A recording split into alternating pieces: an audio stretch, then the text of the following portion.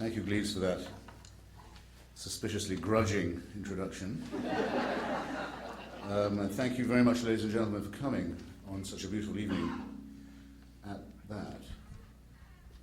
There's no echo that you can hear, is there? Hello? I'm audible, but there's no boom. All right. Thank you very much for coming on such a beautiful evening. I think the lunch we had must have been even richer than I recall. It was an Irish snack. Yeats's best poem, in my opinion, An Irish Airman Foresees His Death, isn't quite 100 lines long, but it seems as if it is. It's an extremely densely packed and lavish poem. I think perhaps the nearest to a perfect poem of the 20th century. If asked, I can do it again. But I think I ought to keep my promise to talk about why Thomas Jefferson is the most contemporary of our founding fathers, and I seized that chance because I thought that in the time we'll spend later together with question and answer, that if I don't give pretexts for more or less any topic to be raised, I will have failed very badly in my mission statement. I was asked earlier today what Thomas Jefferson would have thought about various contemporary things, and I said that it's a question I've often had to ask myself, and it's a question a historian almost certainly should never attempt to answer. I don't know about you, I find it annoying when people who are writing biographies say, at a certain point, they'll say, on this day, Mr. Washington or Mr. Madison must have thought. Well, you don't know that as a historian, and you shouldn't really try and say it. I can only think of one exception to that, which is I think that when Thomas Jefferson saw Sally Hemings getting off the boat in France, he may, for the first no time in his life, thought there is a God. But that is absolutely as far as I'd want to push it, and one must be extremely careful in asking what he might think about events today. If he could come back and be amongst us, I think he's the founding father who'd have the best chance of understanding how the United States had evolved into what it has, by far. But the things that would amaze him would be, well, first and most salient, the feistiness of American womanhood. That, even though he knew Abigail Adams and some other quite tough babes, he did not ever expect women to be very far out of the place in which they were in his lifetime. It wasn't a subject that aroused his curiosity, let alone his compassion. I think the sheer colour and variety and sass of American womanhood would be the thing that would strike him most, and most amidships. Then, of course, he would be astonished to find how many of his and Sally's descendants are still alive and still reproducing. A friend of mine, the very distinguished Dr. Annette Gordon-Reed, who's written the best book on this subject, is in the process of tracking down and identifying and biographizing every single one of them. There are officers on both sides of our Civil War from that family, for example, very fascinating. And on both sides of what used to be vulgarly called the colour line. Sally and her children all passed as white in the census of 1820. Some of them opted to remain African American later.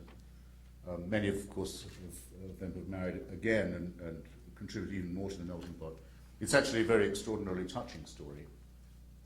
It seems a shame to me that Sally Hemings is buried under the Hampton Inn parking lot in Charlottesville. I think it should be thought of to improve on that and recognize her as a founding mother. Anyway, that would certainly very much astonish Jefferson, and as would the idea that African Americans can be both emancipated and still on American soil.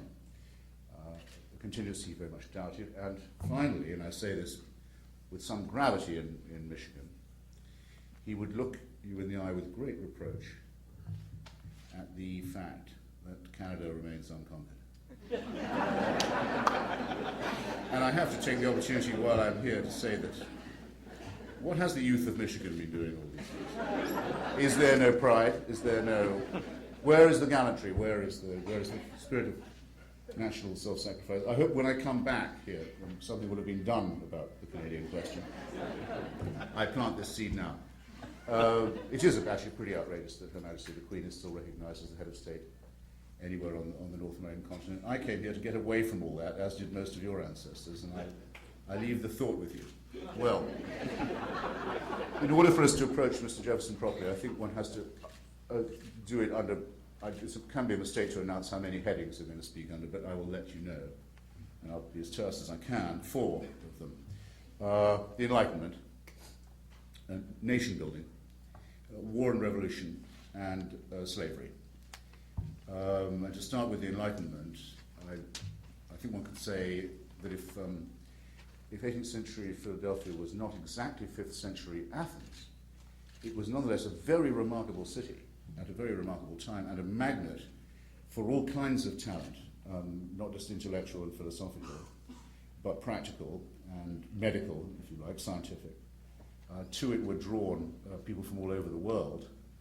My favorite example would be that of Joseph Priestley, who I think can really lay claim to having discovered oxygen, who, when his laboratory was destroyed, his profane instruments were destroyed by a mob of Church and King, the Tories, in Birmingham, for his Unitarian opinions, his heretical views, his support for the American and French revolutions. In other words, he was burned out in his laboratory, destroyed in his own country. He took ship and came to Philadelphia, where he was made extremely welcome and became a major contributor to the life of the city.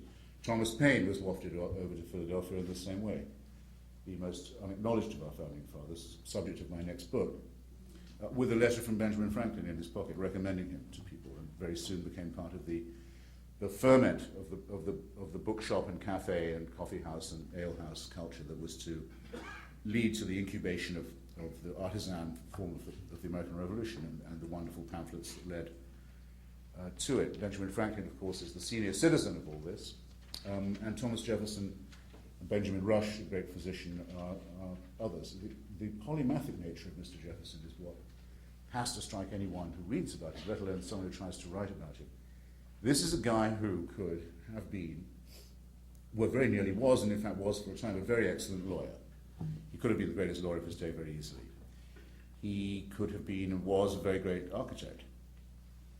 He was a very distinguished botanist, exchanged clippings and cuttings of plants and flowers from all over, and understood grafting and other matters which I must say I don't.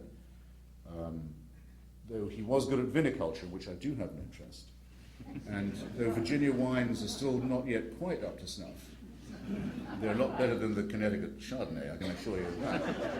You know there's a winery now in every single state of this union. I think that's something we should all be very proud of. That wasn't true. But he understood a great deal about how to transplant grapes and matters of this sort.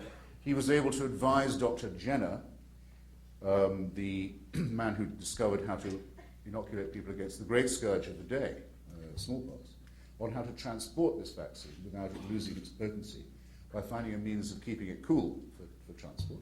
He, of course, had to fight off people like Timothy Dwight of Yale, Dr. Dwight, still a celebrated divine for some reason, who said it was wrong to try the cowpox inoculation because it would be an interference with God's design. And I suppose if you believe in God's design, smallpox has to be an integral part of it. It's not designed by anybody else, which is the theme to which I must return in a second. When a matter of a treaty on the whaling industry needed to be resolved, Mr. Jefferson was involved in the negotiation of it. He wrote a treatise on whaling in order to be sure that he was fully informed on all points. I'm acutely aware that I've left out a couple of his other attainments. Well, I should mention one very salient one, paleontology. He lived in a pre-Darwinian time, and he and other early paleontologists like de Buffon in France spent a lot of time wondering about things that we don't have to wonder about. How did the seashells get so high up on the mountain, for example? They had no means of knowing this, but within the limits of a pre-Darwinian world, he did a great deal of work on what a Darwinist would easily recognize as origins of species and on the age of the terrestrial globe. He was an excellent writer, I need hardly add. He designed one of the first copying machines, multiple pen machine, and of course would have been a marvelous librarian. The Library of Congress is still built, in a sense, to the model of indexing and reference that he designed for his own library in Monticello. A real Renaissance man, in other words, and a real man of the Enlightenment, by which I mean that what was being gradually apprehended by all of these medicine men, men of medicine, scientists, innovators, engineers, experimenters with electricity and lightning and so on, was that it was no longer possible to believe that we were simply at the mercy of the elements or of some capricious divine plan, that within our grasp it suddenly appeared to humans really for the very first time, was the possibility of improving our nature and our lot, not as a dream and not as something to be done by exhortation or self-penalization, but as an actual project, an enlightenment project of spreading knowledge and information to raise the floor upon which humanity had been dwelling. And this was of the very first importance in incubating our revolution and in forwarding the ideas of the Enlightenment in the New World, and we're rightly grateful that such an extraordinary constellation of talent and industry was all available at one place at the same time. And a very important conclusion that followed from this self-emancipation of humans by knowledge and science and other fields of endeavor, the realization that there was such a thing as a germ theory of disease rather than an evil spirit theory of disease or a curse theory of disease, for example, was that they had to reconsider the place of the divine in the cosmos. I think I can say pretty certainly that Alexander Hamilton was the only one of the founding fathers to have a priest at his bedside when he died. And that was because there was a squabble among the priests as to who should attend him in his last agony as he died from Aaron Burr's bullets in his abdomen. And there was also a squabble among some priests who said that they wouldn't attend the bedside of a man who had engaged in dueling. So the vulgarity of that hardly makes a very grand exception to my general rule, which is these men were not Christians. Most of them were, I think, not even deists. I think I'd be willing to argue that Thomas Jefferson, most of the time, was an atheist, though he had to keep it very quiet. For example, I'll just add slightly to the list of his attainments.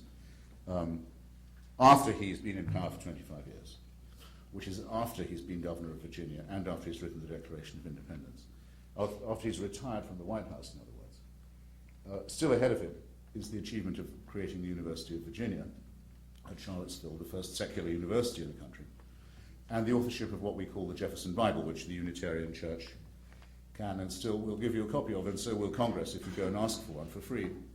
And this consists of the exercise of taking a Bible in one hand and a razor blade in the other, and cutting out all the bits that are fantastic, unbelievable, inconsistent, or outright damnably immoral, which, as you will see when you look at the book, leaves you with a very slender volume indeed. Which this exercise he could do in Greek and Hebrew and Latin as well as in English, of course, and did, but didn't dare publish it in his lifetime. When asked why he was doing it, said he was trying to think of a simplifying Bible to help to convert the Indians, which showed that the other thing that can be depressing about writing about Jefferson, which is in general the absence in him of any very highly developed sense of humor, wasn't completely absent. When present, was very dry indeed. So the necessary counterpart of the Enlightenment culture and atmosphere from which Jefferson originates is the idea of the secular state, the republic where the government takes no side in religious disputes, no view of religion, and doesn't intervene to establish any church. And the three achievements that Jefferson wanted noted on his obelisk at Monticello, which I'm sure some of you have seen, were only the following: that he'd been the author of the Declaration of Independence, the founder of the University of Virginia, and the author of the Virginia Statute on Religious Freedom. He didn't think it worth mentioning that he'd been Secretary of State, Vice President, and twice President of the United States. Only those three achievements. And of the three, I think the third may be the one of which he was the proudest, because the Virginia Statute on Religious Freedom, which says that in place of a state, Virginia, that had tithed people only to support the Anglican Church, the Church of England, there would not instead be, as Patrick Henry and others had suggested, a state that supported all churches out of tithes. Everyone had to pay to support all churches. Instead, there would be, logically and philosophically and morally correctly, a state that supported no churches, left them to support themselves and protected them from each other and everyone from anyone who didn't want to go. No other country in the world, in the history of the world, has ever adopted this as its constitutional practice. And it sometimes seems to me that Americans aren't grateful enough, or aware even enough of their good luck in living in a country where that is the case. And the battle for that statute on religious freedom, waged by Jefferson and Madison, is, I think, the summa of what was learned and derived from the Enlightenment of Philadelphia and the brilliant way in which they were able to seize that moment to write the Declaration and the founding documents. and make sure that we are heirs to this day of that Enlightenment moment. So that's under that heading, and I hope it might elicit a question or two, or a comment. On the question of nation building, it's somewhat equivalent. Jefferson thought that the United States should be a strong country in order to defend these Enlightenment ideas from the encroachments of barbarism and from the existing empires that still dominated not just Europe, but the Atlantic and most of North and South America. Remember, in his day, when he first became president, the United States was to North America roughly what Chile is on the other side of the continent of our southern cone neighbor. In other words, a long, thin, littoral country running north-south, clinging to the coastline just between the mountains and the sea.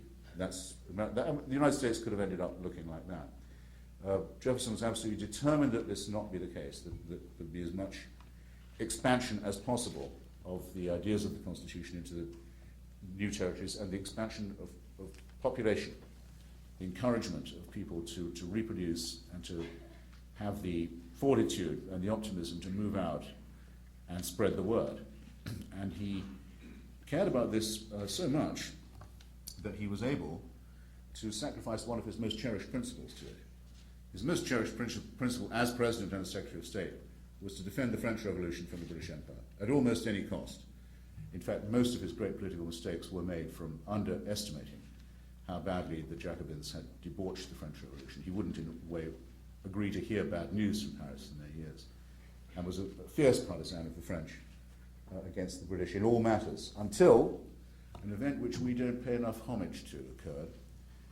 I don't think Americans are aware of the debt that they owe to the slave rebellion that took place in Santo Domingo, what we now call Haiti, in the 1790s, led by the first real slave general in history since Spartacus, Toussaint Louverture, inspired by the ideas of the French Revolution, but directed against French colonial rule. And the effort required to put down this slave rebellion, which is brilliantly described by C.L.R. James in his wonderful history called Black Jacobins, cost the French almost a whole army and a whole fleet, not just because of the extraordinary resistance of the slaves, but also because of the terrible climate and climatic and health conditions on the island, and forced them into a position where they had to consider selling what they had in North America to some party or other. And Jefferson, through his envoys, made it very clear to Monsieur Talleyrand and others in Paris, if you do not sell this territory to the United States, we're willing to make a military alliance with Great Britain against you. In other words, he would sacrifice his most cherished allegiance in order to increase the power, the strength, and the extent of the United States. And by this brilliant maneuver, backed up with a believable threat, he induced Napoleon and Talleyrand to sell not just the port of New Orleans, and thus finally to grant America access to its heartland of the Mississippi, but everything that France had in North America, which had the effect, as Henry Adams puts it, of doubling the size of the United States in one day for 5 cents an acre. A fairly extraordinary achievement. And you all probably know the influence of the date, the 4th of July, in Jefferson's life. First, it's the Declaration of Independence. Second, it's the day on which both he and John Adams die in different parts of the country. But it's also, I found in my research, is a very significant day in another sense. On the 4th of July, the very 4th of July, when the Louisiana Purchase was announced in the official Gazette in Washington, Jefferson issued the orders to Lewis and Clark to leave town, go to Pittsburgh, and move out to the west. This had been very long prepared and was, in my opinion, properly classifiable as an Enlightenment expedition. Lewis and Clark had been sent to Philadelphia by Jefferson. They were there to be taught how to navigate by the stars, how to administer injections against smallpox to Indians, very important, as Jefferson had to everyone on his estate, incidentally, in Monticello, including all the slaves. How to master some elementary Indian languages. Jefferson had drawn up a taxonomy of the existing Indian tongues. In print, we've lost it. It was all swept away in a flood. We'll never get it back again. It's a terrible thing to know, but Jefferson came as near as could be to codifying and understanding and writing down Indian languages. They were taught that. They were taught how to conduct very simple medical operations. Benjamin Rush, a great physician, trained them in medicine too. They were to set off to collect samples of fossils and bones and plants, and trees, and animals, for the greater enlightenment of the East Coast and the greater expansion of the United States. The word for doing this, when Napoleon went to Egypt and the British went to India, was Orientalism. I would say Jefferson deserves to be credited with Occidentalism. He wanted not to conquer the West, but to explore it, to assimilate it, to share our knowledge with it, and to acquire its knowledge for ourselves. And he told them as they set off, when you encounter the leaders of the Indian peoples, as you will, you are to, as I've always told you, treat them with great courtesy and great respect. But you may also tell them, as of today, because this was the day the purchase had been announced in Louisiana, that they already live in the United States. And they may not know it, but they do. And that the reign of French and Spanish and British empires on this continent is over forever and is never coming back. And armed with that, the greatest expedition of enlightenment ever mounted set off on the 4th of July. I think it's a nice coincidence.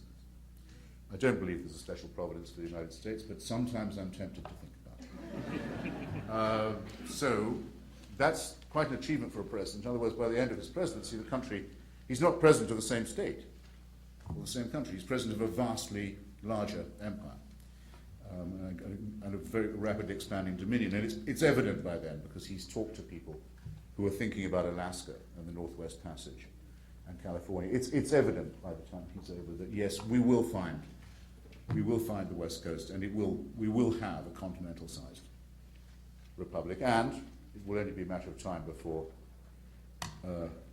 Quebec and Ontario see reason and want to join in. And if they don't, they'll be cursed. Well, this is very important in my third subject heading, which is that of war and revolution.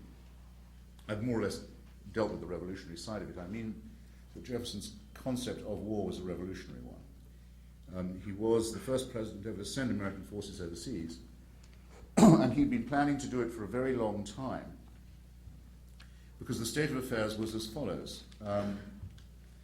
It's been calculated by the best, most recent historians that between the years, roughly, say, 1750 to 1815, perhaps 1.5 million Americans and Europeans were kidnapped and sold into slavery by what we then called the Barbary powers of North Africa. That's to say, the North African states of the Ottoman Empire, which would be now Morocco, Algeria, Libya, and Tunisia, known as the Barbary states, partly because of the large Berber population in that part of North Africa. Partly because Barbary is a good propaganda word, it sounds like barbarian. And the method by which this slavery was imposed was that of piracy. American and European commerce going through the Straits of Gibraltar, the Pillars of Hercules, the approaches, in other words, of the Atlantic to the Mediterranean and the Mediterranean to the Atlantic, controlled at this narrow point by these Muslim navies, which could impose their will, take the cargo, sell the captives into slavery, or sometimes, unlike the unfortunates from Africa who were sent over on the Middle Passage, sometimes also to offer to redeem them from slavery in return for cash payments, or to avoid enslaving them altogether in return for bribes up front. Most European powers would pay this tribute, and did. And after the protection of the British flag was withdrawn from American shipping, there's good evidence that the British rather encouraged, when they paid over their bribes, the Barbary states to particularly attack American shipping, make a special target of it. This meant that the very infancy of the United States, the possibility of free trade in the New World, or with the Old World, was vitiated. It was an intolerable state of affairs. Most presidents, including Adams, had decided to make their peace with it, but Jefferson not. He went to see the ambassador. I'll just quote something here for a moment, if I can interrupt myself. As early as 1786, when he was stationed in Paris, he went to see the Barbary ambassador in London, in Grosvenor Square, and demanded to know of him by what right he made war on American vessels and enslaved American citizens. After all, the United States had not taken part in the Crusades. The United States had not taken part in the Reconquista, the driving of Islam out of Spain and Andalusia. The United States had no quarrel with the Muslim world, as many of the European countries had. This was the reply the ambassador gave, and I'm quoting from the report Jefferson sent to Congress and to John Jay in March 1786. The ambassador answered us, that's him and Adams, the ambassador answered us that their right to this in slavery, enslavement, was founded on the laws of the Prophet, that it was written in their Quran, that all nations who should not have answered their authority were sinners, that it was their right and their duty to make war upon them wherever they could be found, and to make slaves of all they could take as prisoners. I don't think that anything could have struck Jefferson as more hateful than the combination of hereditary monarchs dominating as caliphates and sultan the northern African countries, and professing a religion that allowed for the enslavement of Americans. It was really, for him, an almost perfectly defined enemy. And as soon as he was elected president, he dispatched the United States fleet and the United States Marines to bombard Tripoli and the other capital cities of North Africa until this practice was ended. And it was actually an extremely successful expedition. Within a very short time, not only had the forts and vessels of the Barbary pirate states been reduced, especially in a very famous encounter that some of you would have read about with Stephen Decatur's a great battle in the harbour. But the more important, perhaps in some ways, the British fleet and the French fleet and the Spanish fleet in the Mediterranean and the Atlantic suddenly noticed there was a new power on the other side of the world, and that it was a naval power, and that it had a very efficient and deadly Marine Corps, and that it wouldn't be pushed around, in fact could not be. And this was a lesson that they had not hitherto had any cause to assimilate. So though Mr. Jefferson did not go for regime change exactly in these Islamic theocratic terrorist countries, he did insist on policy change and on enforcing it at Cannon Point. And so righteous was he about this that he didn't think there was any real point in troubling Congress with this bothersome matter. Didn't inform them that he sent the expedition until it was so far out to sea that it could not be recalled, thus stilling the chance of Federalist opposition and doing his favorite of all things, the fait accompli, as with Louisiana, so that by the time anyone wanted to complain, it was too late. I think that's a possibly a very ambivalent lesson, but it showed that for Jefferson, as for Thomas Paine and many others, there was an absolute, concrete alliance in their minds between the ideas of liberty, the Enlightenment, the secular constitution, and the spreading of these around the world, if necessary, by force. There is no doubt in my mind that these men thought the American Revolution was very definitely for export, and that they would support anyone who was willing to stand by those ideas in South America, in Europe, or elsewhere. And that it is for that reason, I think, that the American Revolution is the only revolution that retains any exemplary or inspirational power. And it would be nice just to stop there, but I can't because I haven't done slavery yet, and in all the three topics I've just mentioned, unfortunately, slavery intrudes itself in all of them. Obviously, it's a huge negation of the Enlightenment. The idea that the Enlightenment is the project for the emancipation of the whole human being, and the nobility with which that idea is expressed in the Declaration of Independence is clearly flatly negated by chattel slavery, and Benjamin Franklin and Thomas Paine and Benjamin Rush were, as Jefferson was not, members of the American Anti-Slavery Society. Jefferson did try and have a prohibition of the trade written into the Declaration. He lost because the votes of Georgia and the Carolinas were needed for there to be 13 colonies, and there were powerful interests also in New York and Massachusetts, who, while they didn't own slaves, profited very greatly from trafficking in them. So there is, if you like, I don't like the phrase, but it's an indispensable one. There is an original sin at the beginning of the American Eden, and it's a sin that's very, very hard to efface. So obviously this qualifies and compromises what one wants to say about the Enlightenment, and it's true also in Jefferson's own personal life, that this issue of chattel slavery runs through his own garden, his own living room, his own bedroom, in a way that was, well, unmistakable. It also affects the question of nation building, because when Thomas Paine, who'd had the idea of the Louisiana Purchase, Jefferson may have had the idea independently, but Paine certainly wrote him a letter on Christmas Day, urging him to take advantage of French difficulties and make what he called a moneyed proposal to Napoleon, to double the size of the United States, added to his friend and to the president that this created another opportunity. The United States could be begun again, so to speak, could be made over anew, and this time no slavery should be allowed in the new territories. And Paine begged the president and said, please don't allow any more slaves or any more slavery in the Louisiana territories. Send some thrifty German Lutheran immigrants, get them to break the soil, and give the freed slaves, the ones who are there already, who've been toiling for other nations, give them land of their own, 4 acres and a mule, as it were, avant la lettre. Give them a break, give the sons and daughters of Africa a new deal. Joel Barlow, another great friend of Jefferson's, urged very much the same point in very much the same terms. But just as not all machinery that's labor-saving and productive is liberating, just as Eli Whitney's cotton gin had actually made slavery more profitable by making cotton more profitable and easier to bring in, so that the Enlightenment and machinery and technical innovation don't all run one way. So it wasn't the cotton lobby, but the sugar lobby that won in Louisiana.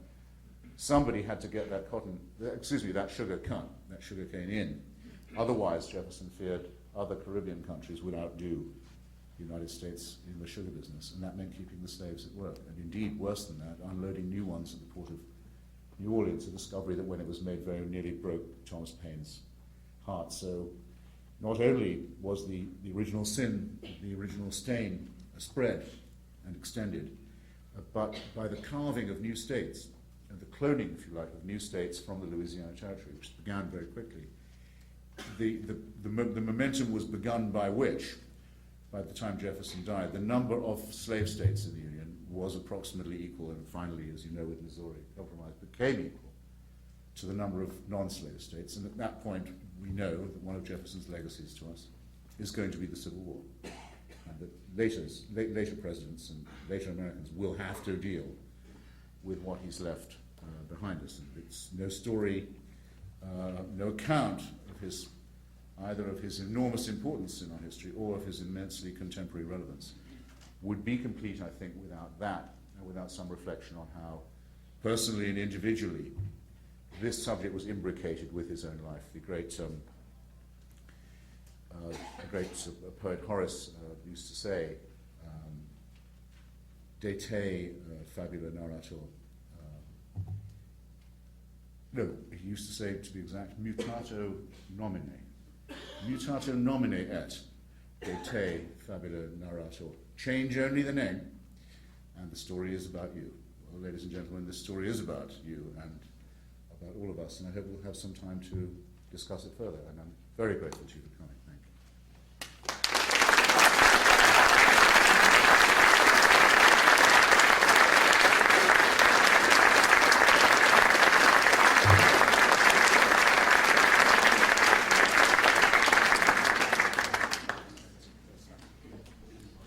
Oh, you want to write them down?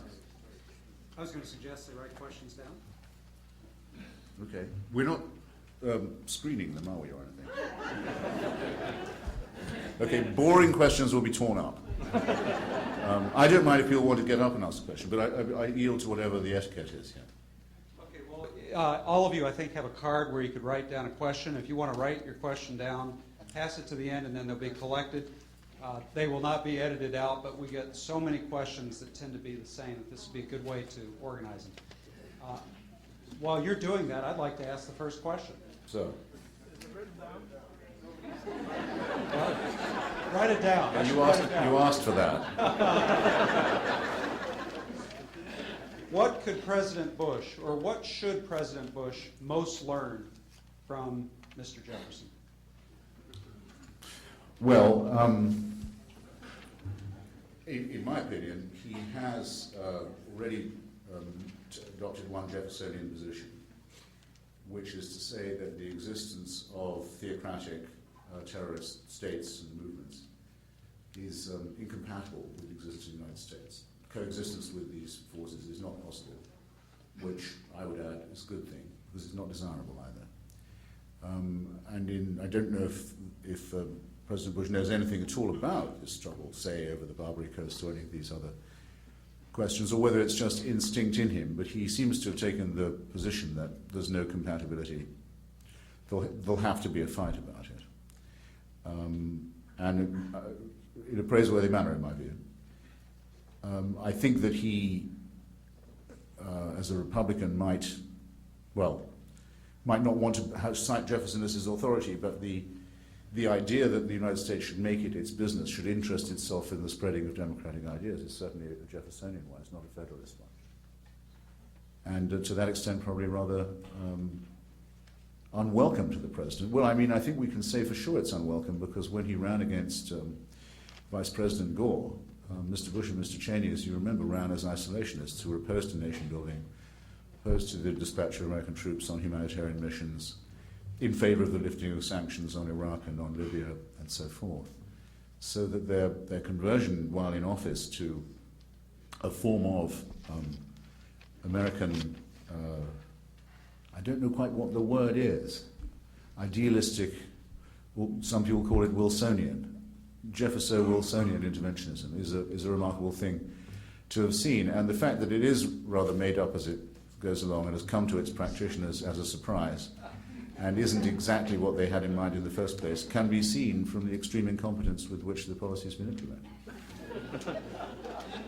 Well, at least that takes care of one argument, which is that they'd been conspiring to do this all along. I can promise you that's not true.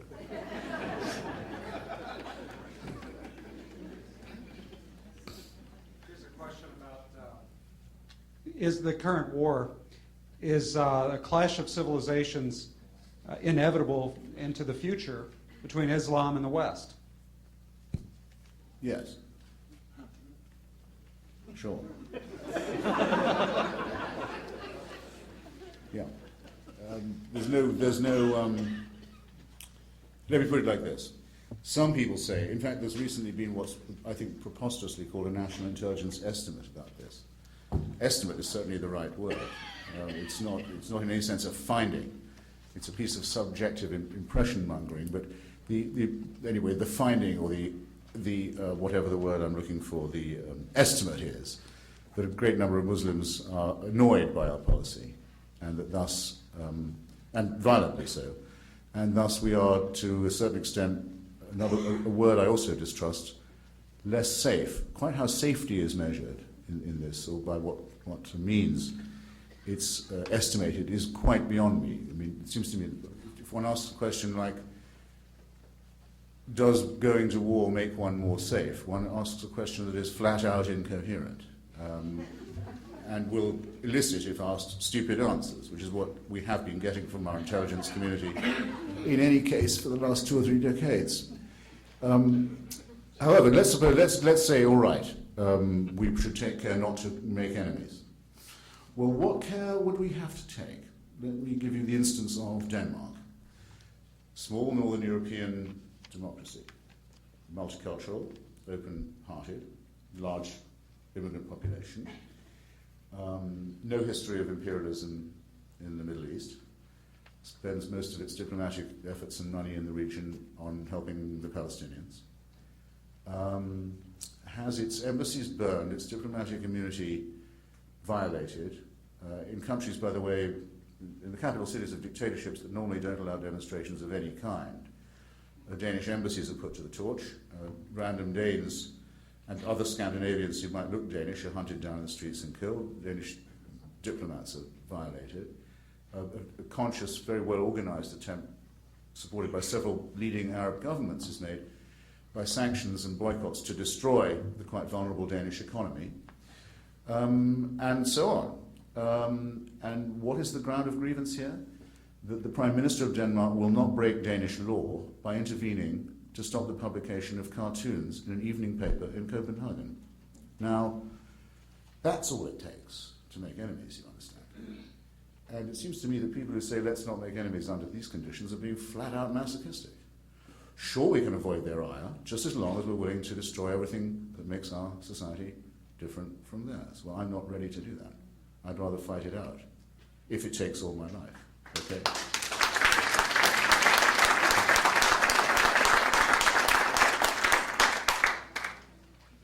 And I'll tell you how we'll know, which is when they start asking themselves, was it wise of us to piss off the Americans? Have we made too many American enemies? Have we stirred up the American street? That's what I want to hear them discussing. And I want to hear them discussing, can we go on taking these casualties? Because the Americans, we don't boast about it, but your fellow countrymen and mine are killing these people at the rate of hundreds a week, and willing to go on killing them at a higher rate, I hope. And at some point, they have to ask themselves, can we take it? That's the estimate I want to hear being made. I don't want to hear all this drivelling lamentation where we've hardly started the business of training an army that knows how to fight these people and to defend our civilization in the most tough conditions of rogue and failed states. So, I have very little doubt of what Mr. Jefferson would say about that, but I don't feel I have the right to ventriloquize him on my side. Quite happy to speak for myself on the point. There's a question about Bob Woodward. What do you think of Bob Woodward's new book about the Bush administration? Not much. I mean, it's another piece of his seasonal stenography. This time from a different lot, he's channeling a different group within the administration. If you read the first book, I've written a long piece about this in the Atlantic, which you can look up, about the different styles in books of Bob Woodward and the various mutations it undergoes. But you can very easily tell who his sources are. For example, in the case of his first book, I can tell that George Tenet, then head of the Central Intelligence Agency, was a source because he's described as the hard-striving son of hard-scrabbling Greek immigrants. And he's also quoted quite a lot of the time in his own quote marks. Not all the quotes are blind, which is, by the way, how we know a very interesting thing about Mr. Tenet, which I'll share with you if you like. Do you remember what Tenet said when he saw the towers being hit? Do you remember this? It's in Woodward's book. It's worth looking it up. I mean, it's not a waste of time reading his stuff. You've got some interesting material all the same if you can winnow it out. So Mr. Tenet is having breakfast with former Senator David Boren of Oklahoma, who had been his great patron on the Intelligence Committee for a while. And they're chatting on, and I'm willing to accept Tenet's word that's in the book that they were talking about the danger of Al-Qaeda. Maybe they were. It's not impossible. And then the men with the earpieces come piling into the room. They came running in. It's clear that our Director of Central Intelligence is not late for his next meeting. Something has happened. And they turn on the television and they see it happen. And so we know exactly what the first words said by any American intelligence official were in the first few moments of the post-9/11 era. And you know what the words were? Gee, I hope it's not those guys in the flight schools in the Midwest. Not quite good enough, is it? I mean, I can think why he would hope it wasn't them, because he was the only one who knew they were there, but he didn't think it was important enough to share the information with the FBI or to do anything about it. And I don't think he should have got a Medal of Freedom for that, I have to say. In fact, I don't think he should have been allowed to resign either. I think he should have been fired, and I think he should probably have been impeached. But I digress. I mean, in other words, you can find these nuggets in Woodward's book, but as you can see, tons of you must have read that book, but it's so boring you didn't notice that incredible confession. I get paid to read these books, unlike you, so I have more of an incentive. Next question, is democracy possible in the Middle East where Islam is such an integral part of both the society and the government? Well, I agree with Jefferson that there's something antithetical between religion and democracy in any case. And religion and enlightenment and the other things that you need for a democratic society, because I think that the principal thing is secularism, and it is a lot harder to convince Muslims, or can be a lot harder to convince Muslims of the importance of the secular for two reasons. One, they claim that their revelation, the revelation to their prophet, is the last and final and irreplaceable one. It completes all previous revelations. It cannot be altered. It cannot be improved. It's absolute, and no other books are required. No other guidance is needed than that. And that it's a total solution for every aspect of life, from the sexual to the dietary to the political to the economic. And the extreme form this takes is the desire to re-establish not a democracy, but an empire. There are some fools on the left who talk about Osama bin Laden and others as if they were anti-imperialist. Of course, they are fighting to create, in fact, more properly, to recreate a lost empire, the caliphate that was ended in 1918, and to bring, in theory, everyone in the world under its rule and the rule of Sharia. And that's as good a description as you could come up with for a totalitarian scheme, a totalitarian fantasy. So no, while this idea is abroad, it's going to be extremely difficult to impose democracy, which is why the first and most important priority is the destruction, physical destruction and discredit of the jihad movement. That has to be beaten and eradicated before any progress can be even discussed. And this fight will take place on our own soil, so you better be ready for it. It's not a matter of democracy just in the Middle East. We're being asked, we will be asked again, being asked in Western Europe and as near to here as Ontario, whether maybe Muslims should have separate courts for Sharia, and whether we should amend our practices of free speech and free inquiry in the academy and elsewhere so as not to offend them. And don't you think that this demand is going to be dropped? It's not going to be. It's going to be advanced more and more aggressively, and it will be backed more and more obviously by the threat of force. Not one, I'm ashamed to say it on behalf of my profession, not one American newspaper or network agreed to show those Danish cartoons, for example, even as an objective news story. Here, in a media which, let's face it, is pretty much image-driven now, not exactly word-dominated. The image is all, here's a big fight about an image. Well, what image? We're not going to tell you. Now, I know these people. I know the people who take these decisions, and I know it wasn't out of respect for Muslim sensitivity. It was out of sheer fear. In the United States, publishers of CNN, Washington Post, people I talked to, openly saying they were afraid to do their jobs, and plausibly so, and crying before they were heard. So don't think it hasn't started. You either have to get used to it, or say you won't put up with it. You have to, and there's not much wiggle room, I think, between these two. Please comment on President Bush's use of the word Islamofascism. It's one of the terms he's tried out, because we haven't got yet, maybe we don't need a name for the war. There are some on the right who are calling it already the Long War with capital L. But let's just call it that, the Long War. Something about that is sort of bleak and economical, slightly appeals to me. It's obviously, I don't need to waste any time saying why it's not a war on terrorism. It wouldn't be true to say it's a war with Islam, because it's the product of a civil war within the Islamic world where the extremists are trying to conquer first their own side, their own people, their own co-religionists, that's to say. Just as most of the victims of the Taliban were Afghan, not American. And most of the victims of jihadism in Iraq are Iraqi, not American.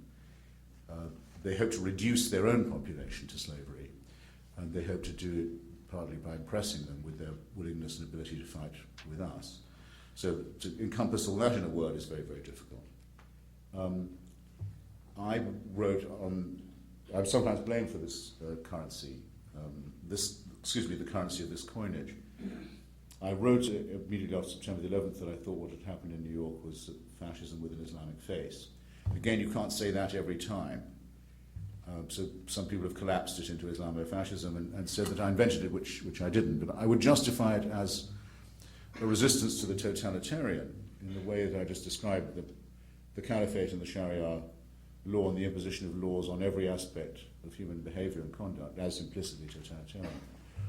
And aggressive, because it mandates war against unbelievers. So it's a society organized for war. It doesn't say we just want to do this to Muslims. It says we want to spread and conquer. It is, to say that it was infected with the most toxic forms of anti-Jewish paranoia would be the least one could say about it. These people have absolutely in common with National Socialists and fascists. They believe in a secret, all-powerful Jewish world government headquartered in the United States. That they believe in the worship of one leader and the study of only one book strikes me as suggestive as well. The alliance that it allows between the extremely rich and the extremely poor and downtrodden is an exact replica of the exploitation of unemployment and misery and ignorance by the powerful cartels and generals and aristocrats in Germany and Russia and, Germany and Austria and Italy. Speaking the language of populism when it suited them, strikes me almost classically fascistic, and I'm sure that now I've got this far, some of you can think of some parallels as well. It's not at all like fighting the Cold War. You're not up against an enemy that understands self-interest and self-preservation. Indeed, the most frightening and I think the most reassuring thing about it is that, like fascism, it's extremely irrational.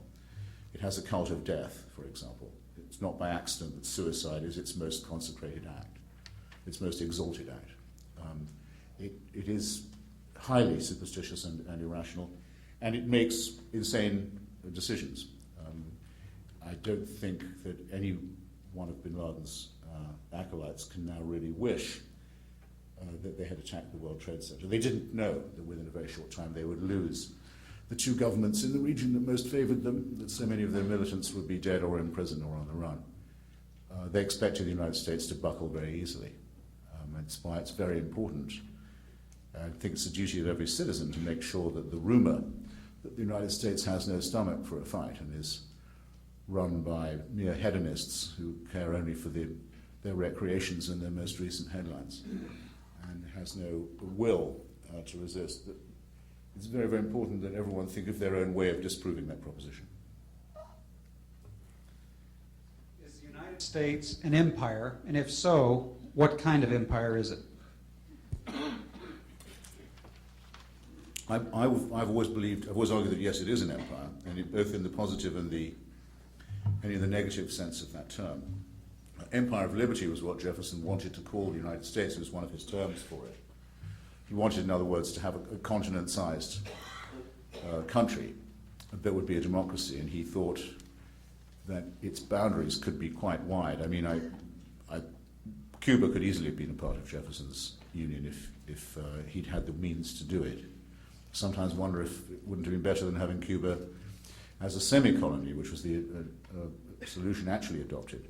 That Cuba got batted around between different empires and had no real autonomy or independence of its own, could always be invaded or have a puppet government installed against which it rebelled, and making the full step of transforming that into a Stalinist state. I mean, really, I can't think how Cuba could be any worse off if it had been American to begin with, but American imperialism of the other kind that just says, well, we'll treat Cuba as a semi-colony as part of our backyard, has been a complete disaster. So in either declension of the term, empire is involved, yes. It means that you feel you have a right and sometimes a duty to interest yourselves in the societies and the economies of others.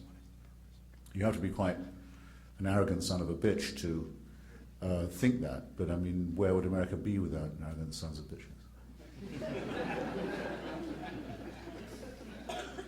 How can America improve its image in Middle Eastern countries?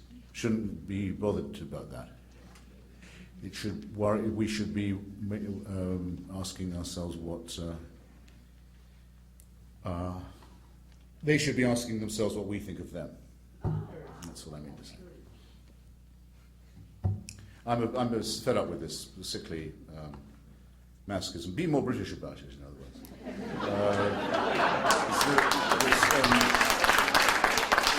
I mean, my line on this very simply being that it's absolutely no better to be English. Absolutely no better, but really absolutely no worse. Okay. And you don't have to worry about whether people like you or not. It's contemptible to keep asking yourself. It's like people taking opinion polls all the time. In mid-speech they're saying, could I just interrupt, is this speech making a good impression on you or not? Because I'm worried about my approval rating. I mean, we use these terms, we're making a rod for our own backs.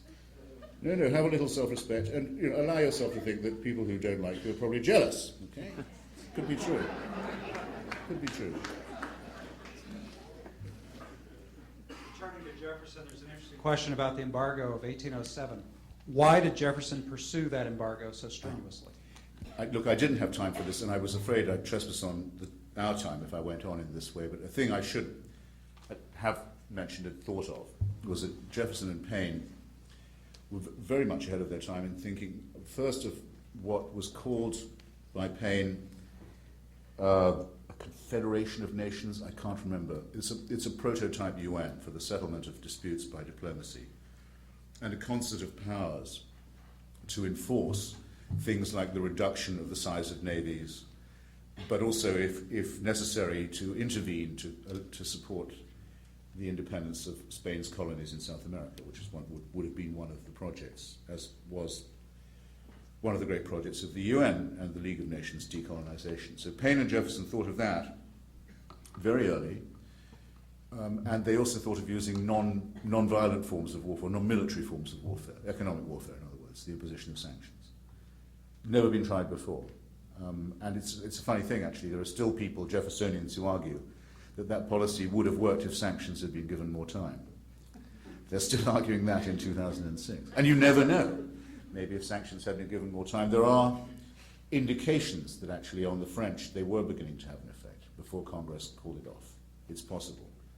And the other thing that Jefferson hoped it would do, but it wasn't so much advertised in the program, was that it would encourage Americans to depend less on imports and force them to build up native industries and native manufacturing. And that, in the interior particularly, it did to some considerable extent. The main problem is the United States has such a long border and such a long coastline that the temptation to smuggle and to break the rules and not observe the embargo by everyone living in those neighborhoods was just too strong. So Jefferson found really that the electorate just wasn't good enough for him, which is a very bad position for a politician to get into. Absolutely. Please tell us about your next book. Well, my next book is, the next book is published in England, but not yet here, is a study of Thomas Paine's Rights of Man. So that's already on the slipway, as it were, and perhaps available at fine Amazon.com anywhere, but not yet in bookstores unless you cross the border to Canada. But the next one that we published in the United States is a book called it's called God Is Not Great. If you like, I'll tell you what it's about. But if you really ask after I've told you the title, I'd be sad because I'm hoping the title will do the work, saying what the book is about. So it's called God Is Not Great. It's a general plea for anti-theism and a defense of the secular republic against all enemies, foreign and domestic. You want to elaborate on that a little bit? I heard some. No one seems to have comments asked a out there. question. Well, it begins by stating, the metaphysical claims of religion are false. It's a false promise. The belief is an immoral belief. Because it seeks solutions in the supernatural. It presents a false picture of reality because in most cases it depends on the immoral idea of vicarious atonement. It's particularly true of Christianity, the idea that your sins can be scapegoated onto somebody else. In other words, the abolition of personal responsibility in favor of a false promise of eternal life, which would take the form of eternal slavery. In other words, you have in this eternal life only the right to praise the dear leader. I've been to North Korea. I described my trip to North Korea, a country where the president is a dead man, the father of Kim Jong-il. Kim Il-sung is still the president. Kim Jong-il is only the head of the state, the party and the army. The head of state is his father, his late father. So North Korea is a kind of a necrocracy, if you like. Mausolocracy or thanatocracy. But if you notice when you're there, it's only one short of a trinity that runs this dump. And though all you have the right to do is praise the dear leader from dawn till dusk, it's like Christmas. You can't get away from it. Everywhere you go, every theatre, there aren't many theatres, every cinema, there aren't many cinema, every workplace, every school, nothing but endless praise. And now I know what it would be like. But you can at least die and get out of North Korea. Whereas what religion wants is for you to be under total and complete and permanent, inescapable surveillance from the moment before you're conceived till way after you're dead. Now, all I ask you, who wants this? Who wishes that was true? Who wants a celestial North Korea? It's a disgusting idea. It's a disgusting and immoral and indecent idea. It's very good, therefore, that there is absolutely no evidence that it's true. In fact, all the evidence is the other way. So I then produced some of the evidence, and then it's quite anti-Semitic, this book. I think Voltaire was right everything is a plagiarism of Judaism. The Jews come out of it very badly. Sorry, chaps. Apologise to my mother, my grandmother, my wife, my daughter. But the Quran is even worse plagiarism of Judaism than the Bible is. But where everything went wrong is Hanukkah, if you want to know. Yeah, now promoted again, reinvented so that Jewish children don't feel left out by the sickly Santa Claus obsequies. That's the date on which the Maccabeans rose and put down the Hellenized Jews, the Jews who'd basically given up on sacrifices of animals. Some of them had given up on circumcision, were looking towards Rome and Athens, were beginning to have, as it were, their enlightenment. And the Maccabees rebelled against them as traitors and Roman quislings and slaughtered them, and very cruelly restored the barbaric rituals of sacrifice and circumcision. And that's the worst day in human history, because if that had not happened, or if the Hellenists in Palestine among the Jews had won, we could have skipped the whole thing. There would be no Christianity. There would be no Islam. There would have obviously been cultish and barbaric religions and so on, but we would not have had the connection broken between our civilization and the civilizations of ancient Athens and the Mediterranean. We wouldn't have blotted out the Mediterranean light from our society as we did for so many years of the Christian Dark Ages, from which we have not yet recovered. So there's that, and then I say what I think about the Quran, which is currently the most dangerous religious text, because it does make this extraordinary claim to be the last and final and exclusive and unchangeable revelation. And that obviously has, as I've already told you, the most incredibly dire consequences. And then, oh no, it was much more. No, and then I'd say what I think the better tradition is, and a large part of that is the work, well, ever since Democritus and Epicurus and the first people to work out that there was no God and that the cosmos is, and we are made of atoms, all the way through the Enlightenment, Jefferson, Paine, and up to the present day. And I show the common history, the thread of reason and atheism that has always been present in our society, and try and bring it to life for people. So I wish it was out now. I wish it was out for the Hanukkah market, in fact.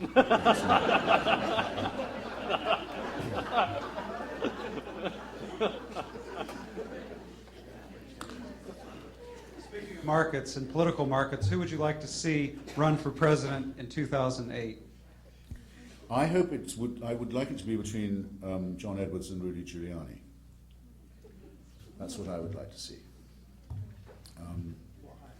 I think Mr. Edwards, who I know slightly, and his wonderful wife are good people who are in politics for good reasons. That's very important. The only thing I've really learned from studying politics for 25 years in Washington is that the only thing that matters is character. I used not to think that, because like you probably, I used to nod, as perhaps some of you have, when you hear someone saying, well, let's discuss issues, not personalities. Sounds good, doesn't it? Sounds right, almost. Complete rubbish. Someone can say, here, I've got a healthcare plan, this is my issue. You can vote for them on that basis, but he doesn't have a healthcare plan. Right? He'd said that, so you'd vote for him. Right? What you didn't notice was what he couldn't change, which is he was a howling shit. Psychopathic like, and which, now that's an issue. Don't tell me it's not an issue. If you elect a dolt or a crook, it is an issue. Whereas the other stuff, they can change, believe you me. So keep an eye on the character question. It's the only thing a voter can make a really informed decision about. And it's the one thing they can't change about themselves. They're stuck with that, try as they may. And most people can get, I think, a fair reading of a person, though I sometimes wonder about this, because to me, looking at, say, the face of Richard Nixon, it's as obvious as the reason why a child does not reach out to stroke a wasp.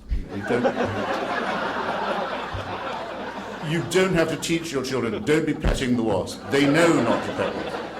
But I know people who voted twice for Richard Nixon and twice for Bill Clinton, where if you can't see written on someone's face what's coming, then I don't know. I can't help beyond that.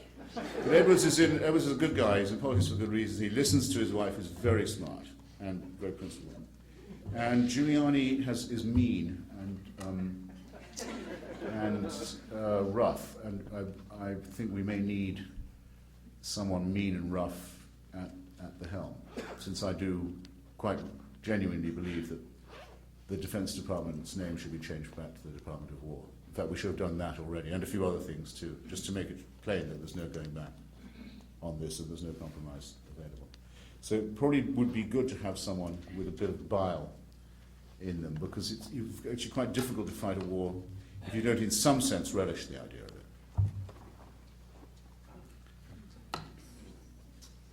Last question. This will be a nice one to end on. What is the best Yeats poem? The best Yeats poem is Easter 1916, I think, which is because I've met them at break of day. It's the poem he wrote to try and summarize the extraordinary passion of the moment of the proclamation of the Irish Republic at the post office on O'Connell Street in the middle of Dublin on Easter 1916, to run up the flag and say to the whole British Empire, we're leaving, and there's nothing you can do about it. And to stand up to artillery fire, which they didn't think the British would use artillery field guns in the middle of Dublin to put them down, but they did. And they didn't think that all of the people who signed the proclamation would be hanged, but they all were, except for Eamon de Valera, because he had an American passport, who later became the first president. And Yeats kept this poem a secret for 3 years. He didn't publish it till after the war was over, because he was afraid it might lead to violence. It's so intense. And it ends with telling off the names of the main martyrs of the Republic. And it ends, I write it out in a verse, Macdonough and McBride and Connolly and Pierce, now and in time to be, wherever green is worn, all changed utterly, a terrible beauty is born, which is the refrain. And it's very, very hard to recite without going slightly husky. And it's a work of genius, as well as of tremendous, I was about to say political power. Yes, it is political. Historical power. But the flawless poem is another wartime poem called An Irish Airman Foresees His Death, which I'm sure some of you know, which goes like this. You have to picture an Irishman on the Western Front in this old biplane. And it goes, I know that I shall meet my fate somewhere among the clouds above. Those whom I fight, I do not hate. Those whom I guard, I do not love. My country is Kiltartan Cross. My countrymen Kiltartan's poor. No likely end could bring them loss, or leave them happier than before. No law nor duty bade me fight, no public men nor cheering crowds. A lonely impulse of delight drove to this tumult in the clouds. I summoned all, brought all to mind. The years to come seemed waste of breath, a waste of breath the years behind, in balance with this life, this death. Voila. That's Mr. Yeats.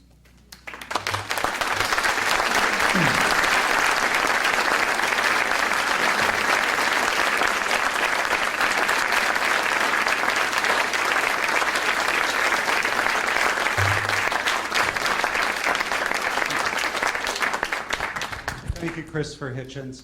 Thank you, ladies and gentlemen, very much. Christopher Hitchens will be available to sign books that are available out here for purchase. Yeah, no, I'm not going to be nice to anyone who hasn't got a receipt, sorry.